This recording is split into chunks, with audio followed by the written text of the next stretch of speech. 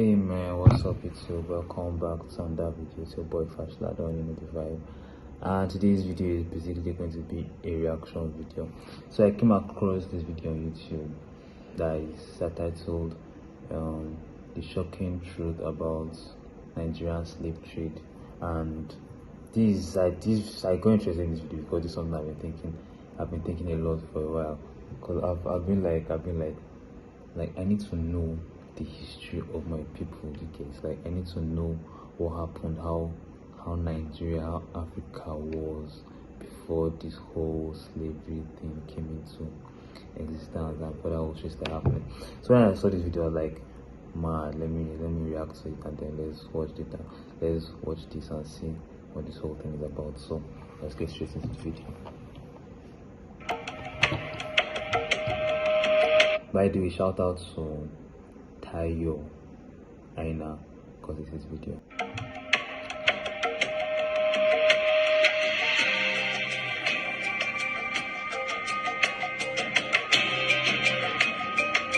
Guys, this is heavy, man. And this is what they wear on their neck. All true. Yes. When I was younger, I used to hear stories about how foreign ships used to come down to the coast of Nigeria and take a lot of us away as slaves, like in millions, to go and work for them overseas under very inhumane conditions. Off the coast of Lagos is a place called Badagry, and this place holds a significant history in the slave trade era. So I want you guys to come along with me, and let's see what happens in Badagry. I have long legs.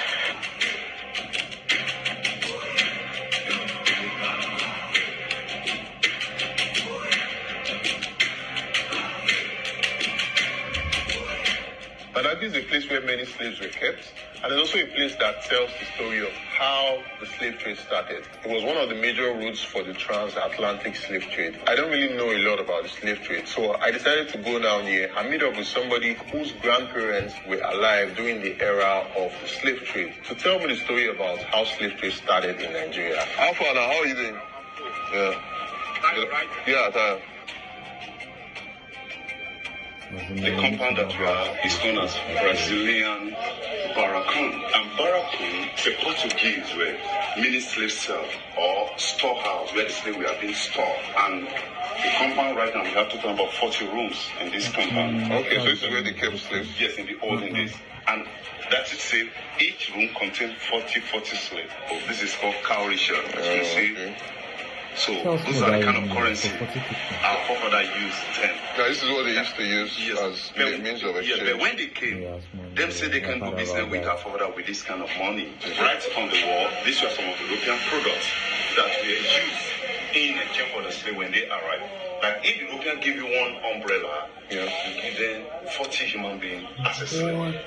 Okay. Is this one of the rooms that this is 40 people? Yes, yeah. What? One umbrella is equivalent to 40 human beings. No, that's messed up. 40 people?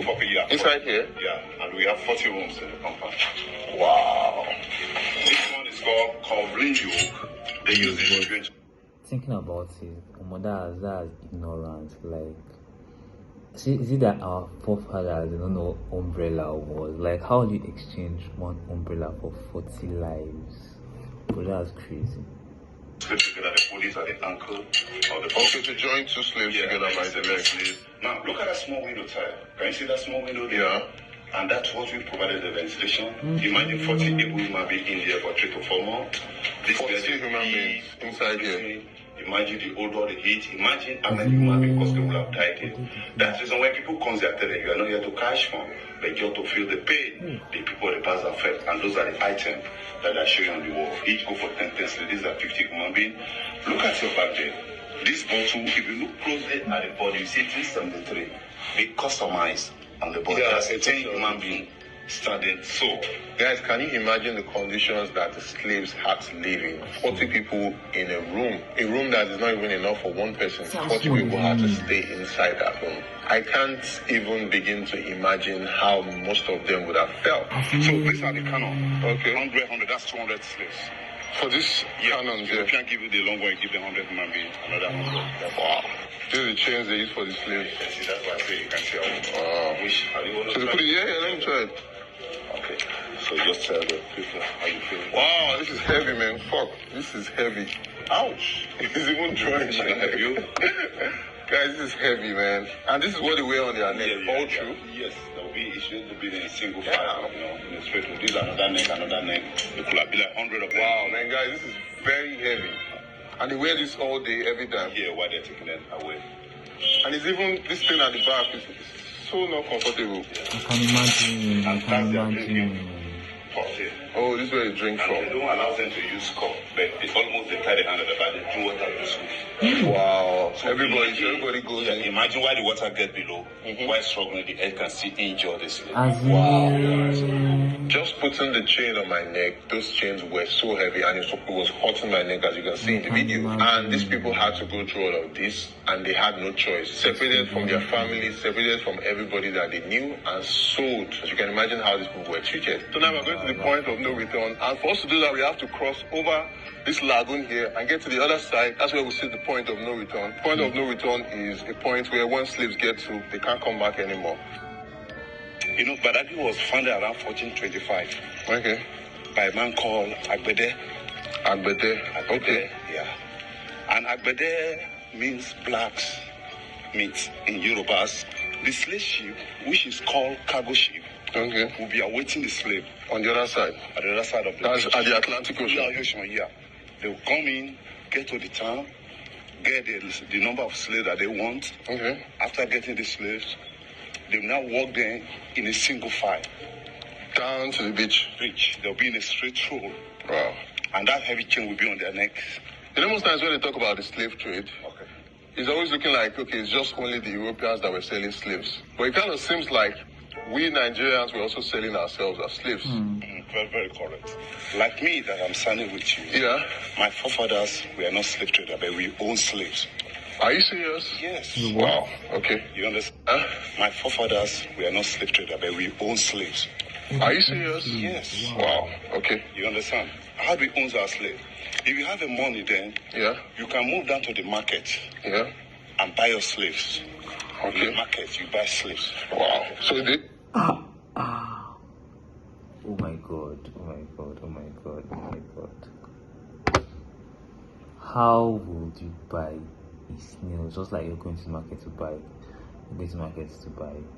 tomatoes, to buy food, to buy something, and you're buying human beings.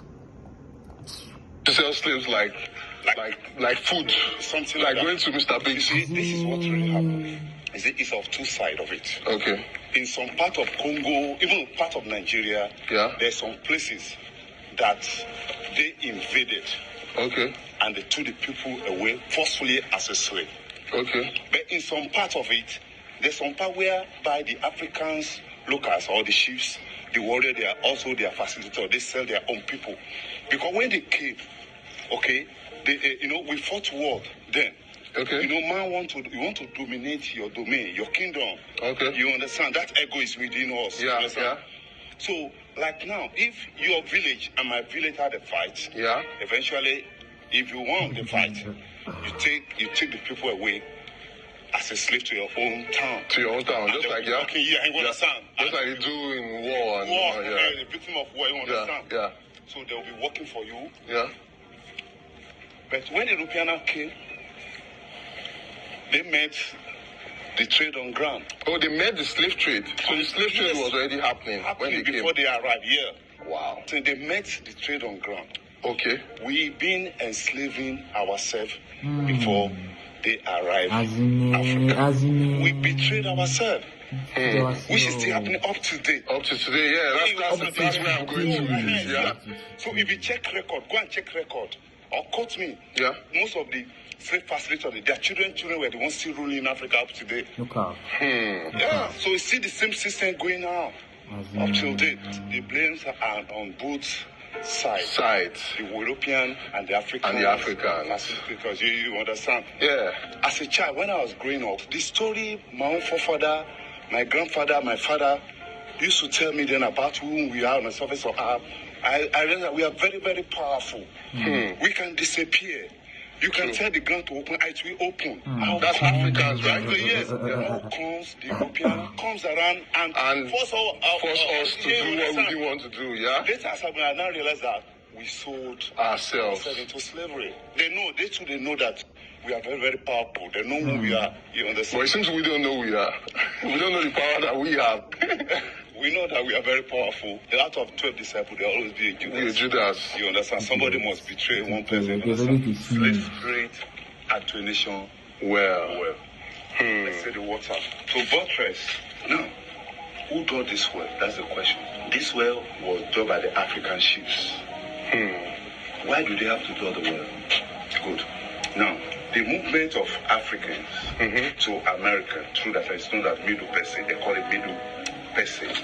And the name of the slave ship is called cargo ship, which could take like 600, 700. You know, it was the Portuguese that started the trade. Yeah. Most of the slave moved from Africa then, they stood to Lisbon. Okay. Lisbon is a very big slave market in Portugal then. Yeah. Where everybody get their slave. Then later, along with that, the English joined. And the name of the first slave ship is the Jesus of Lubeck, or Good Ship Jesus, owned by King Henry VIII of England then. But later, Queen Elizabeth rented it out to one of the slave party called John's Hawking. And set Africans away as a slave to work for them. And most of the town in America, even though the White House was built by black people. Now, on the slave ship, we could have like 600, 7, 3, 200. It depends the size of the slave ship. And the crew, they were taking the slave away. They are no more than probably 25 to 30 people. They were taking like 600 or 300 slaves away. So most often, we're taking it away. If the slaves supported the land, and it's aggravating, you understand, or they have any opportunity, they'll kill all the crew on board. They will not add the sailor to sail down to any available land. They will not occupy. The only person they will not kill them is the sailor. They will add the sailor to sail back to any available. I think that's what happened in Guadalajara and some part, most of the Caribbean. Haiti,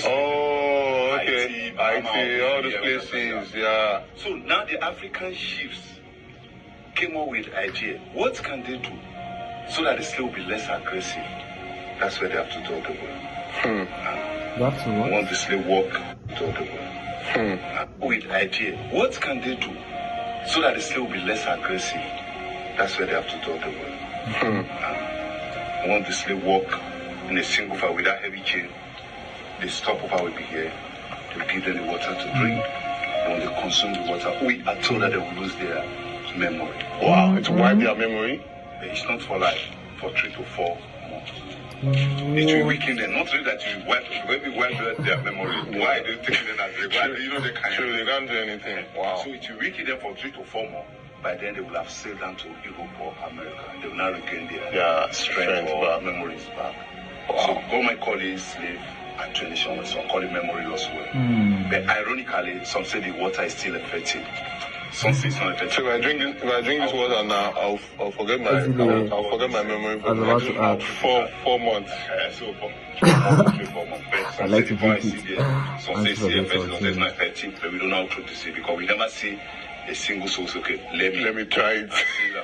Although sometimes you see some tourists say they will take it, but when we get here, you know that the water is dirty. It's corroded. That's how you do it. That's a good excuse. Move them to the point of returns. But this well was dug by Africans. Chiefs, the chiefs.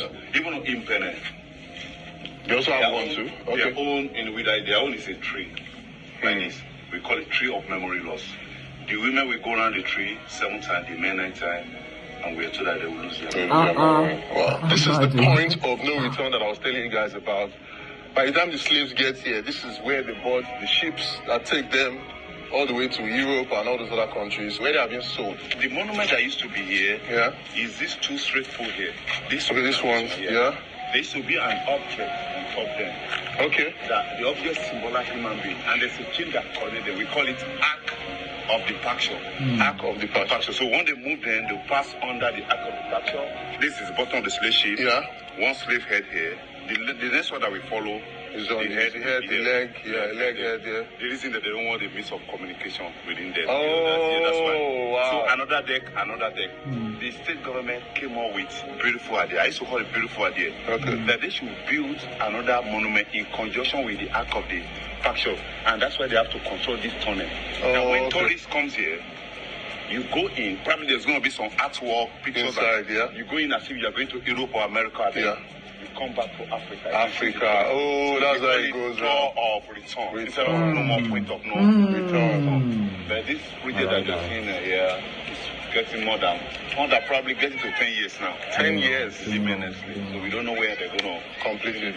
Wow. It's very troubling to listen to and see all of the things people have been through. And when you get to this place, it's not being preserved. This part of Nigeria's history is not being preserved as it should be. The memory loss well that the African chiefs built is also not being preserved. The monument at the point of no return. Because if not for this video, to be honest, I don't know any of these things. Like I said, I've actually been curious about this for a while because I really wanted to know. And then they're not even telling us these parts of who we are or who we were. It's crazy. Is practically falling apart. It has been under construction for over 10 years. That's a very long time. I believe that history plays a very important role in the development of a country. If you don't know where you're coming from, how do you know where you're going? If you make mistakes and you don't learn from them, how do we know how to move forward into the future? How do we know how to build the future if we're not keeping records of all the things that have happened in the past? I believe that within a couple years, if these places are not being preserved properly, we would have no history. One of the reasons I'm doing this video is to shine a light on the story of the slave trade in Nigeria. I can't lie.